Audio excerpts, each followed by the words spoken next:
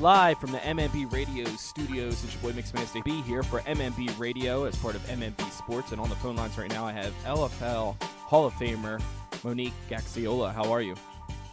Good. Thanks for having me. How's it going? Awesome. And I'm great that that you're able to come on. There's so much I want to talk about today because, as I mentioned, you do play for the LFL, which formerly was known as the Lingerie Football League, now is known as the Legends Football League.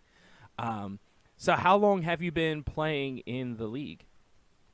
I've been playing since it first started as a league back in 2009. It was the halftime Super Bowl show, or the pay-per-view event, in 2003. And it was just a one-game event where it was more of models, celebrities, and so forth, just out there playing lingerie football. So in 2009, the league owner decided to turn it into a league, and I've been playing since. And over the years, I've been able to watch the sport develop within the athletes. Again, back in 2009, it was legitimately still lingerie football, but today, we have the Legends Football League, and we have great athletes, and it's developed into a global sport. I was going to say, now there's a lot of different versions of it right across the globe. There's different versions of it, and I saw in Australia, and then there's a couple other leagues that are forming. They're all under the same umbrella. Well, we did have actually, speaking of Australia, about 2 years ago, if I'm not mistaken, the Legends Football League. We had a league out there for 3 months. I was one of 3 players that did play. It was under the same, league owner. And that was, there were 4 teams out there, and we had a TV deal, and everything was great. The Australians are very receptive to it.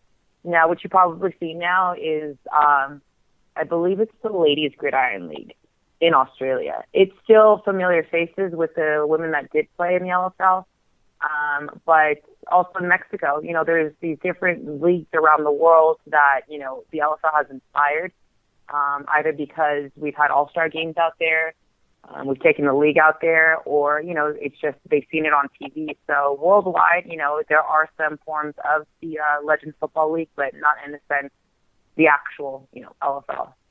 Now, something I had mentioned is that at first, when you heard of the Lingerie Football League, it almost seemed like gimmicky, almost seemed like a publicity stunt.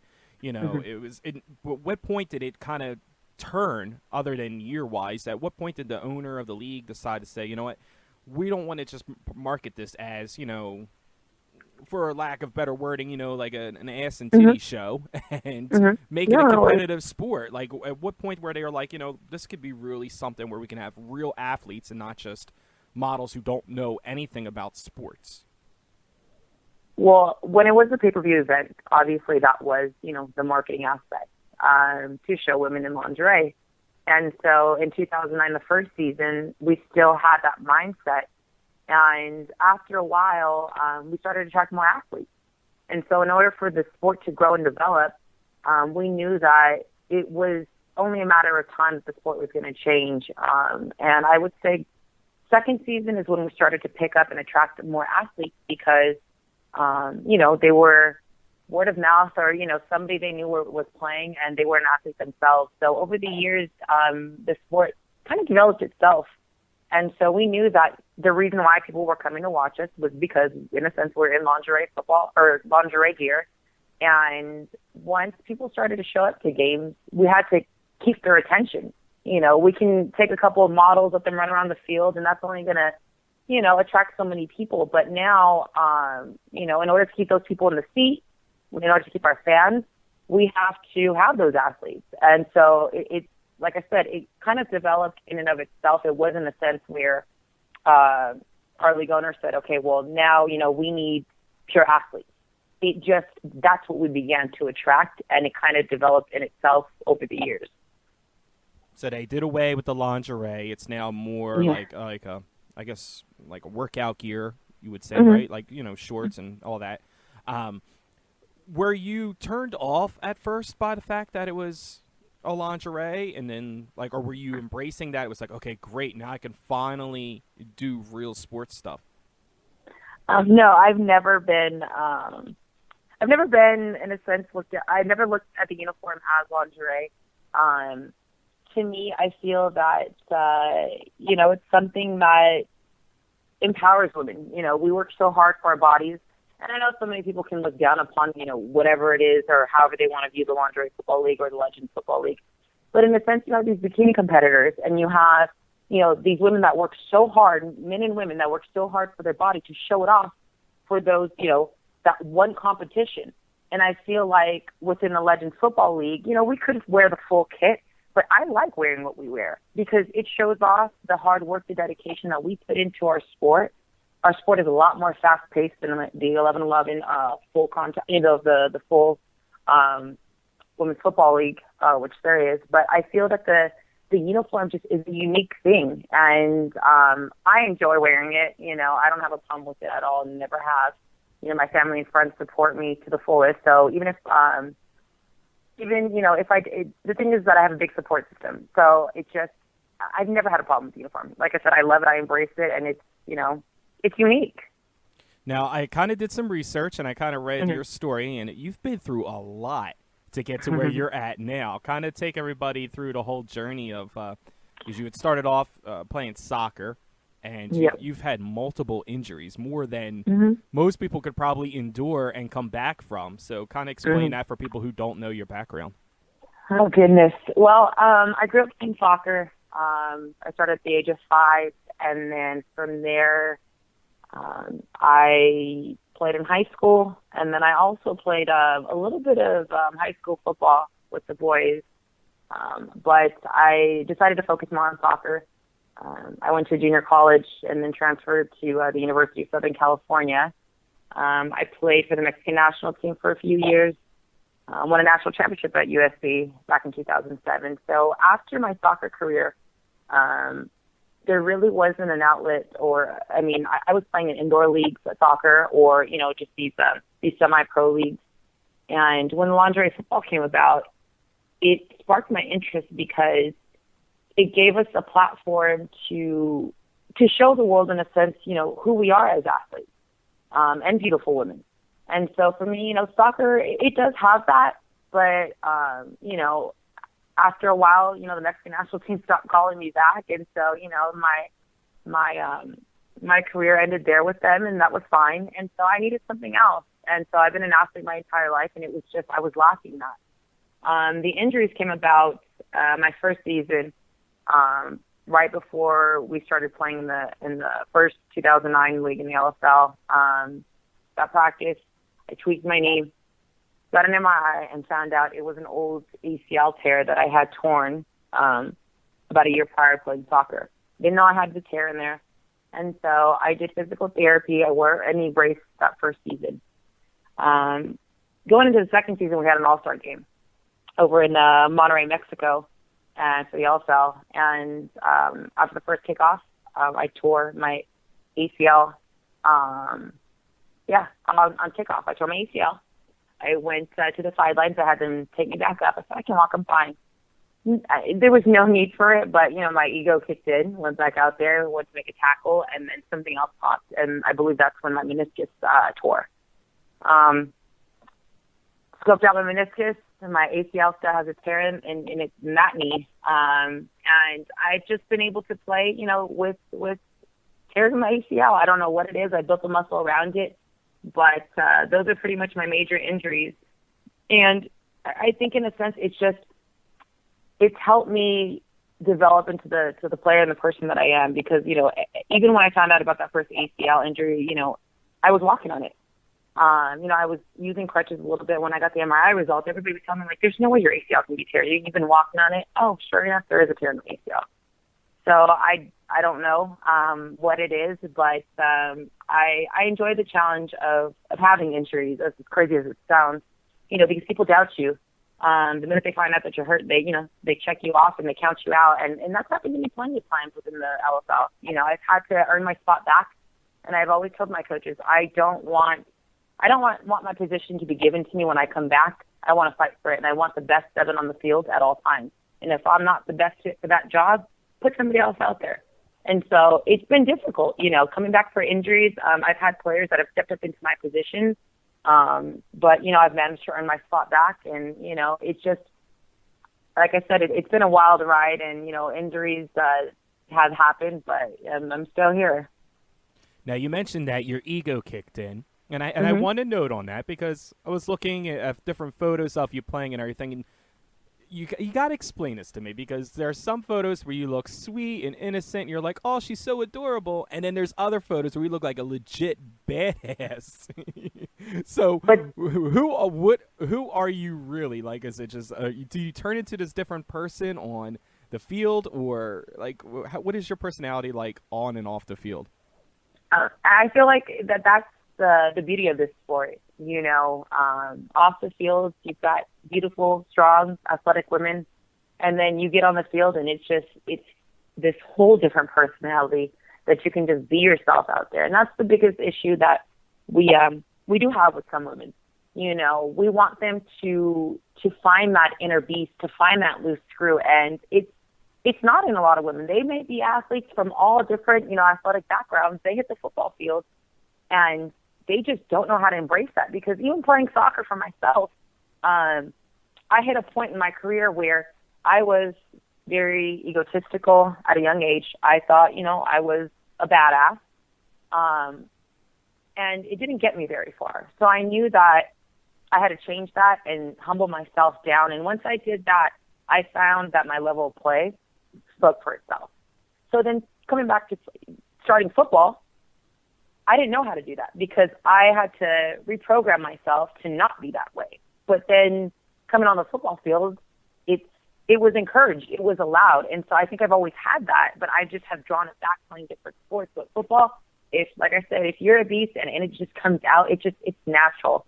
And a lot of girls, from different sports backgrounds, they do struggle with that, So I feel that if you can just lay somebody out and stand over them and just, it's all in that moment, and, your emotions take the best of you. So, but again, the LFL embraces that, and that's, the best part of it.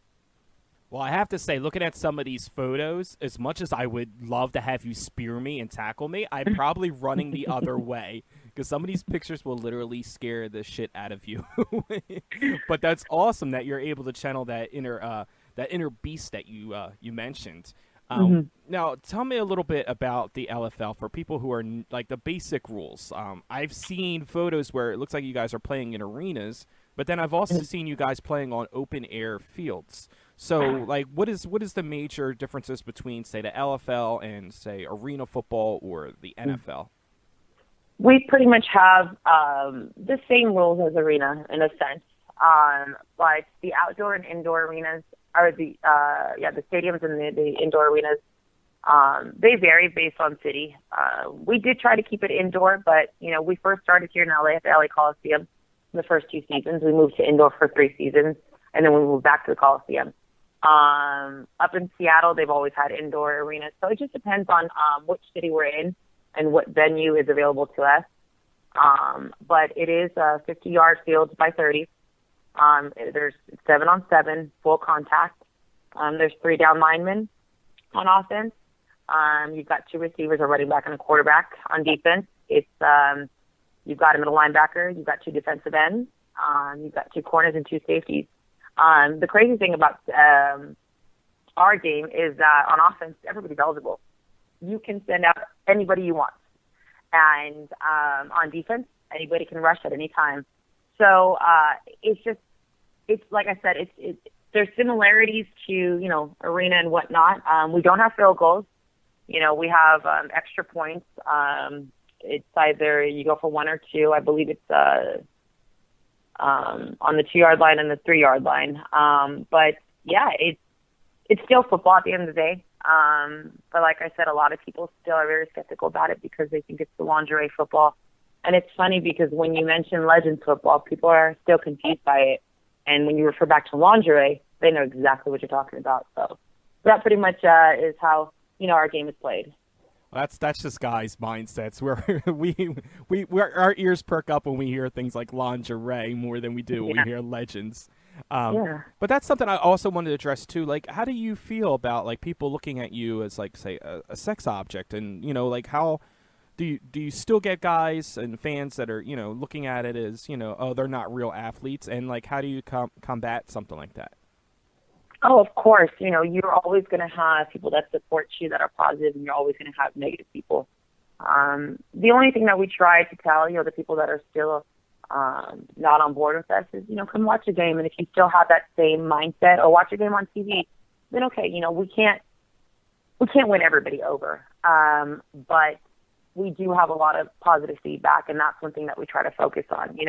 There's blogs and there's everything all across the board. There's comments and so forth, and there's always going to be that regardless if we're playing lingerie football or not. If there's always going to be negative people no matter what you do.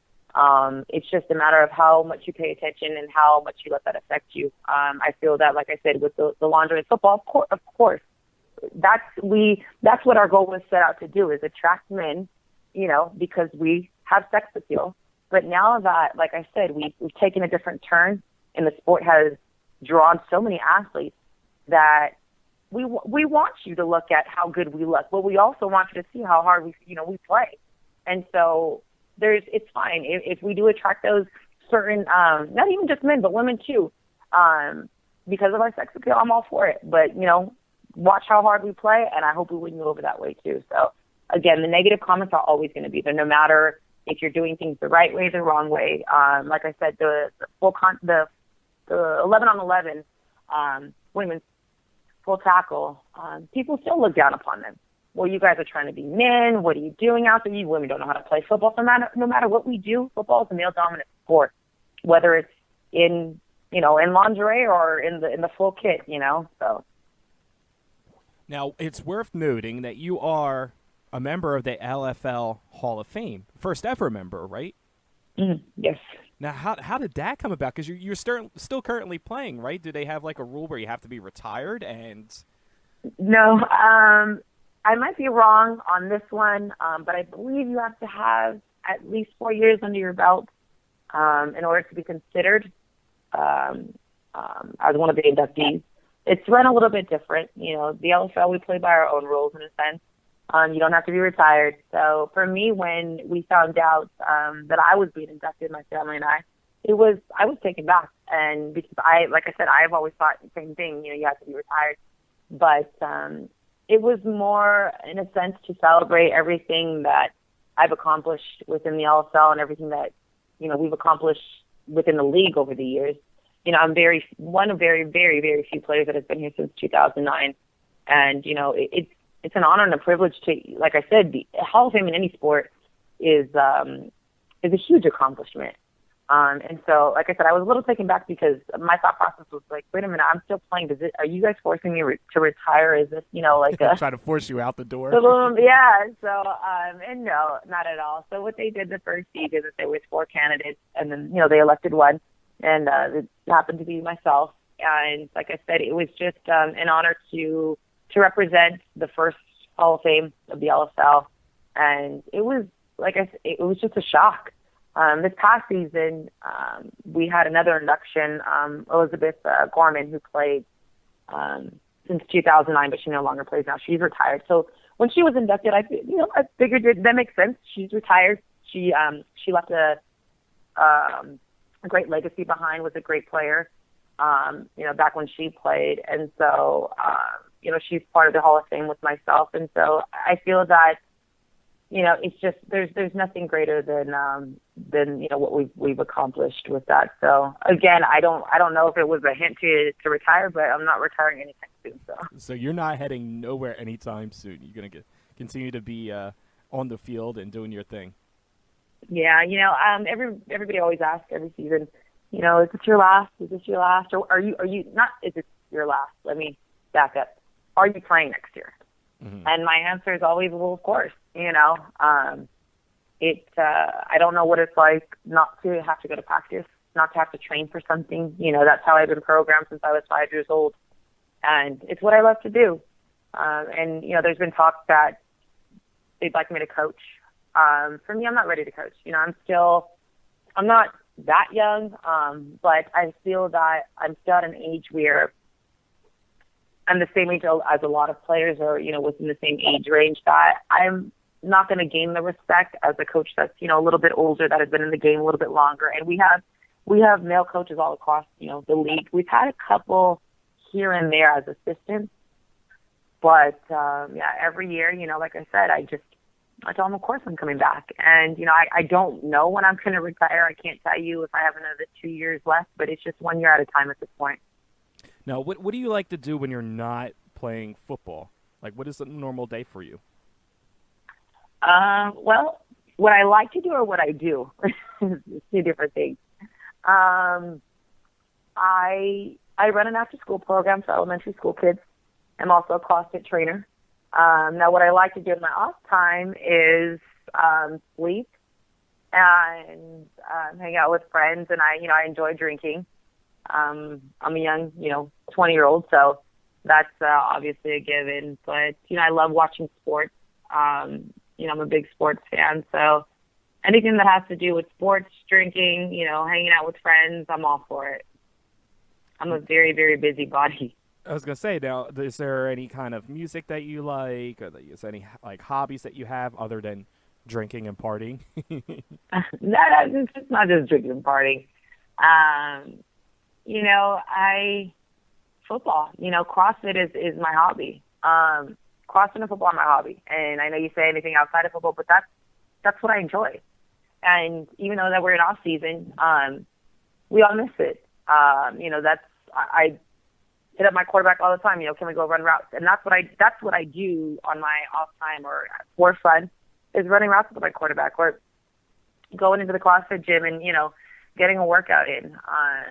That's, in a sense, those are my hobbies and what I do on my off time. And of course, I enjoy music, but I'm not a fanatic where I'm so far into it that I'm at concerts or whatnot. But it's pretty much, like I said, football is my hobby. It's my escape from reality. Well, I definitely respect the fact that you're a student of the game. And the way we kind of got started on having you on the podcast is I definitely seen you tweet out something, and I definitely said I was going to make note of this. So 3 days ago, you tweeted out, "Single life is definitely getting old." So what's the deal with that? Like, are guys intimidated by you, or what's going on? If I had the answer, I wouldn't be single, so I have no clue. Couldn't tell you. No, I'm just kidding. But, I'm 28 years old. I've been through relationships, ups and downs. The crazy thing about the LFL and being, so involved with social media and what we do is everybody loves what they see at first. But when they get to really know what we do, how hard we train, and for me, I like a balance within life. I don't like too much of one thing. If it's too much, I'm not going to do it. If you push me too far to my limits, to the point where I hate it, I'm not going to do it. So for me, I have a balance between, my lifestyle outside of football, outside of training, outside of, my friends. But it hasn't been the right time to find the right one, I guess. And sometimes, us playing in the LFL, it can be intimidating, to any man or woman. We do have girls that are either lesbians and whatnot. So it's not just that. We intimidate women too. So in a sense, single life does get old, because it's always nice as you're getting older to have somebody come home to. But I'm not, in a sense, trying to rush anything. So if you're scared of me at the end of the day because I do what I do, well, then it's not for you. So if guys are interested, where can they find you at on Instagram, Twitter? Yeah, it happens. It's not open to everybody. So if I don't respond, don't take it personal. I do have, a selection of, people that I talk to. But, I'm on Instagram, Twitter, and Facebook. I try to respond to everybody, but I don't want it to be an open forum for every fan to think, hey, you know what, I've got a chance. I love my fans, don't get me wrong, but I'm not going to date every single one of you.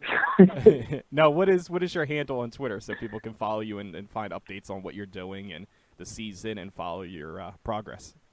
It's the Gax LFL 13. It's the same for Twitter and Instagram. THEGAX LFL 13. Now, I also saw on Twitter you were talking about doing business meetings and promoting your brand. What are some of your long-term goals? Like, are you planning to branch out and do any kind of branding as yourself or your own business? Like, tell us about that. Well, I mean, I don't want to say too much yet because, nothing's set in stone. But I have been brainstorming with a group of people that, have my best interest. In a sense, it's, Mogax is a brand in and of itself that I didn't know how big, it is or could be. I have people constantly, fans wanting either merchandise, autographs, appearances. And when I'm at either Raider games or at USC, I have, people sending me direct messages, hey, can I stop by and, get an autograph or so forth and so forth. So, I mean, it's not even in a sense just the LFL. I have so many different connections within, my USC community, within, the Raiders. Being a Raider fan and a part of the Silver and Black, people are so receptive to that. And then being a CrossFitter, people are, what I've noticed, are inspired by the things that I do within CrossFit. So I feel that branding, Mogax and branching out from that, and just kind of moving forward with just who I am as a person and reaching out to the fans, there's good things that are coming of it. And I just kind of want to keep things in a sense where it's organized, where I can have, a meet and greet with Mogax at, a Raider game instead of somebody just sending me a message, hey, can I stop by and take a quick picture, So it's a matter of organizing things and giving, the fans the best experience. Again, fans that are mine are not just LFL fans. They love what I do. They love the fact that I'm a USC graduate. I played soccer at USC. I played soccer for the Mexican national team and so forth. So there's so many different aspects that not just the LFL, but there's so many things that I have to offer that people appreciate that, that I'm hoping to develop something. And like I said, nothing has been in stone. It's just been a brainstorming connection. But I connected with great people, and I'm hoping that, great things come of it. Well, I can definitely say I'm a huge fan now of your work. I'm, following you, and I feel a little more informed now of what the LFL is, and I wish you nothing but success, and hopefully, you continue to play many more years. It's just been an honor to have you on. Is there anything else you want the fans to know before you leave? If you haven't been to a game yet, I suggest when the season starts, get your butts to one of our games. You're not gonna enjoy it as much as watching it on TV until you experience it live. We do have an all-star game coming up in Guatemala, I believe in December. So we're traveling down there to South America. Also, we have Oxygen. There's a documentary series within the Chicago team that's airing next week, October 6th, on the Oxygen channel. So that's going to be a series to watch. It'll show you and take you inside the LFL and what it's like to really, really live the life of an LFL athlete. Well, we thank you again, Monique. You're extremely sexy and beautiful, and an inspiration for a lot of females out there, young and older, to just knock down stereotypes and negativity and just keep doing what you're doing. So we appreciate you calling in, and we'll be talking to you real soon. All right, awesome. Thanks for having me, guys. Hi, this is Monique Gaxiola with the Los Angeles Temptation, LFL Hall of Famer. You're listening to MMB Radio with Mixed Master B.